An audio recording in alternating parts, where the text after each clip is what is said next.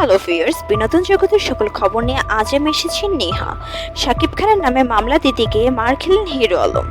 শাকিব খানের নামে মানহানির মামলা করতে গিয়ে সোমবার দুপুর 2টায় মার খেতে হলো হিরো আলমকে। শাকিব খান হিরো আলমকে নিয়ে মন্তব্য করে বললেন, আলমের কোনো যোগ্যতা নেই মুভি করার, তার না আছে কোনো ট্যালেন্ট, না আছে কোনো ট্রেনিং, তাই তার কোনো মুভি সুস্থ মানুষ দেখতে পারেন না, এমনকি আলমের সিনেমা দেখবে তার ক্যাটাগরির মানুষজন। এই মন্তব্য করার কারণ ছিল হিরো আলমের অদ্ভুত সব কাজ, যেমন এক্স মিনিস্টার আরাফাতকে নিয়ে কটাক্ষ করে এসটিসির বদনাম।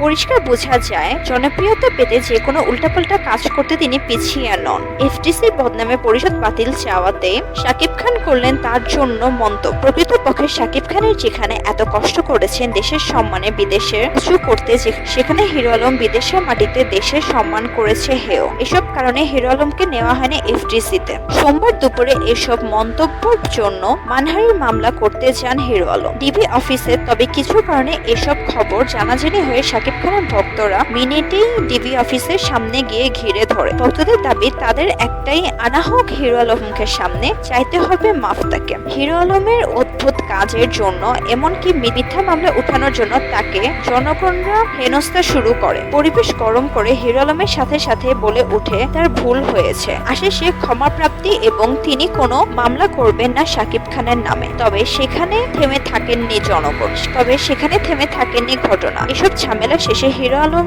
জলদি যাচ্ছিলেন গাড়ির দিকে, তবে ভাগ্য তার সাথে ছিল না। শাকিব খানের ভক্তরা ঘিরে তাকে বলে উঠল কান ধরতে। এমন অবস্থায় না ধরে উপায় না পেয়ে তিনি কান ধরে কিছু মানুষের সামনে বলতে থাকলো। কান ধরতে কিছু মানুষের শুরু করে বেধড়ক পিটানি। টিভির সাথে সাথেই পরিবেশ নিয়ন্ত্রণ নিয়ে আসেন, এমনকি হিরো আলমকে ক্ষমা চাওয়ায় তাকে ছেড়ে দেয়। শাকিব খান এসব শুনে বললেন, আমি কোনোদিন চাইনি হিরো আলমকে মারা হোক কিংবা হেনস্থা করা হোক, তবে সে তার প্রাপ্য শাস্তি পেয়েছে। যদিও আমার কিছু করার ছিল না, তবে অনুসন্ধান করব তাকে নিয়ে, তবে অনুরোধ করব তাকে নিয়ে ভবিষ্যতে এমন কোনো উদ্ভট বা খারাপ কন্টেন্ট নিয়ে কাজ না করতে। আর আমিও আমার ভক্তদেরকে বলতে চাই, আপনারা দয়া করে মাথা ঠান্ডা রাখে কাজ করবেন। আমার ভিডিওটি ভালো লাগলে আপনারা অবশ্যই সাবস্ক্রাইব করবেন।